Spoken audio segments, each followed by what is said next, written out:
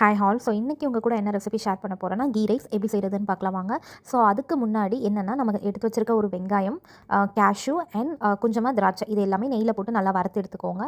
நெய் ஊற்றிக்கோங்க, ஒரு கரண்டி போல் நெய். ஸோ நம்ம தாளிக்க தேவையான பொருட்கள்னு பார்த்திங்கன்னா, பிரிஞ்சலை, பட்டை, கிராம்பு, லவங்கம். ஸோ இது எல்லாமே எடுத்து நல்லா தாளிச்சிக்கோங்க. 4-5 போல் ஒரு பச்சை மிளகாய், வெங்காயம், ஸோ சின்ன சின்னதாக நறுக்கின இஞ்சி, இது எல்லாத்தையும் நல்லா மிக்ஸ் பண்ணி விட்டதுக்கப்புறமா பாஸ்மதி ரைஸை ஒரு 20 மினிட்ஸ் போல் ஊற வச்சு எடுத்துக்கோங்க.